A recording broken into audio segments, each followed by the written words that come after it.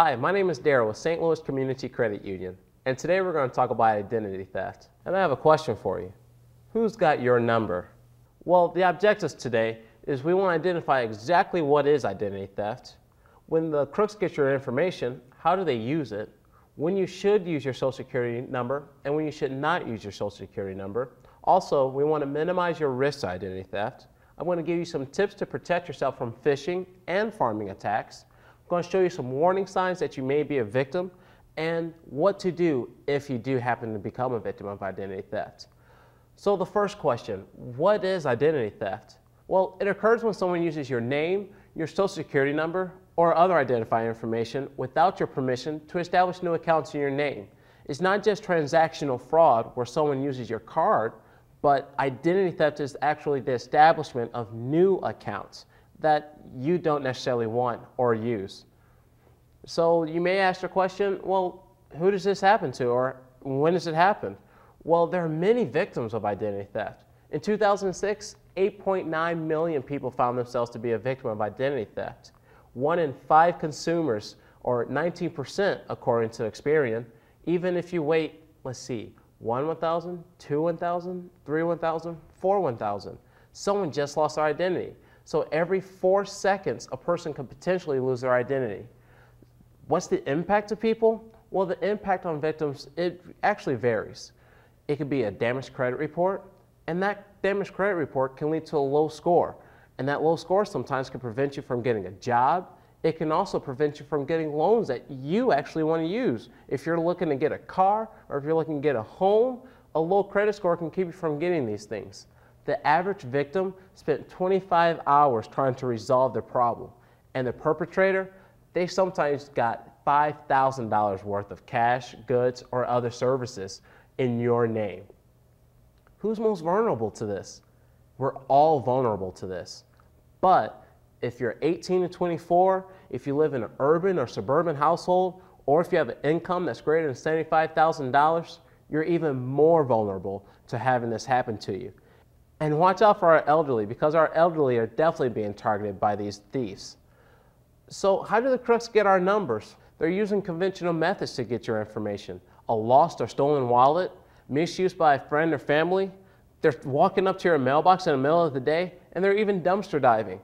Others that are less common is they may steal records from employers. They'll shoulder surf by looking over your shoulder at the ATM or when you're at the checkout register, and they're even using phishing and pharming schemes. But we'll talk a little more about phishing and pharming to let you know what they are. Well, once they get that information, what are they doing with it? Well, they're opening new accounts in your name, and they're going shopping.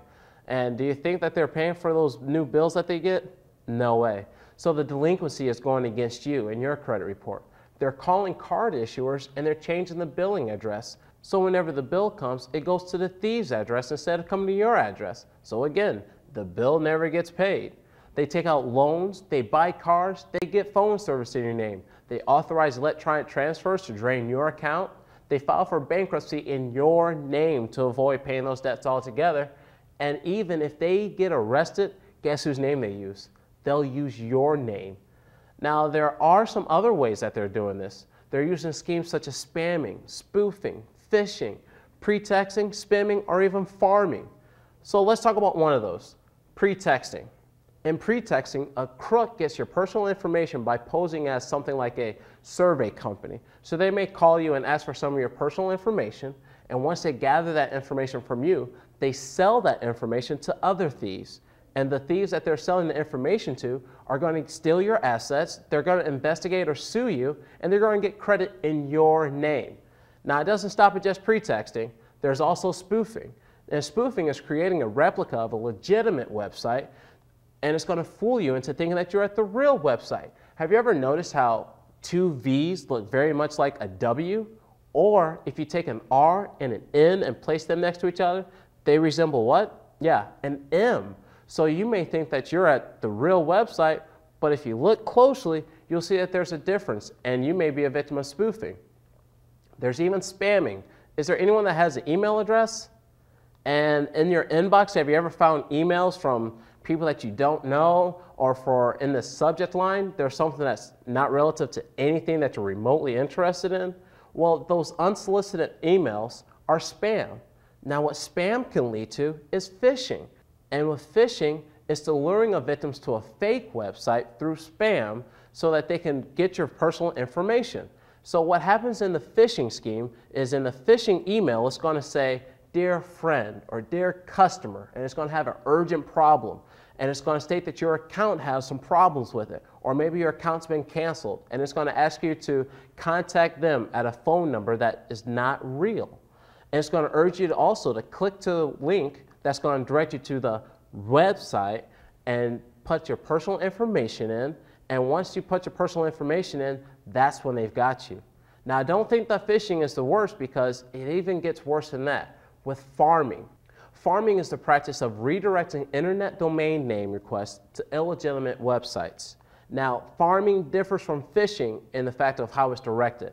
Instead of clicking on links within an email message, pharmers redirect you through technical means. Now, some of these technical means could be through spoofing. Like I said, static domain name spoofing is when the W looks like two V's, or an R and an N looks like an M. So you may think you're spelling West, but really it's V-Vest.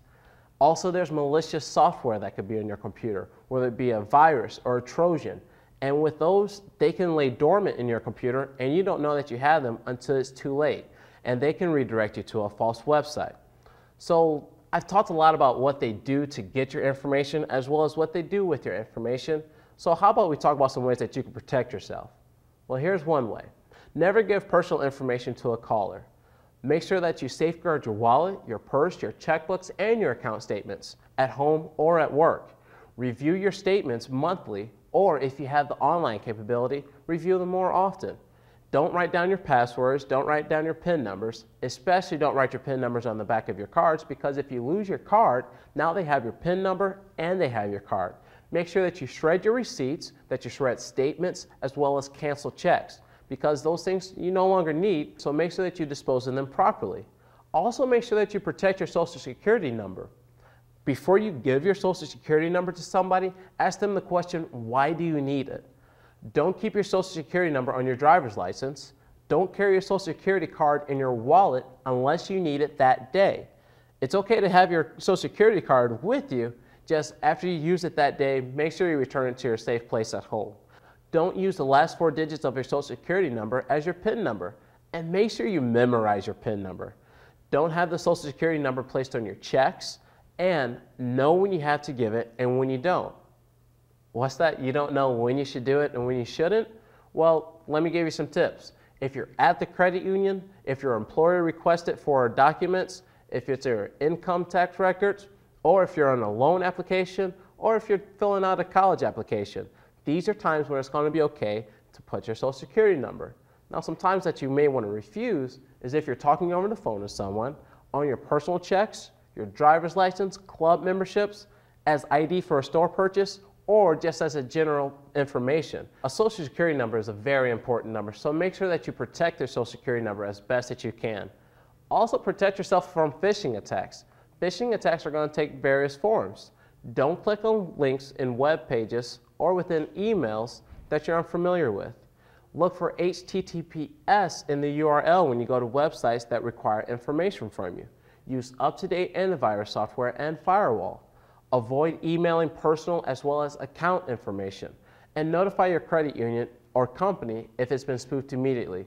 If you do find some suspicious activity, make sure you notify the FTC. The FTC is the Federal Trade Commission. You can find them online at ftc.gov.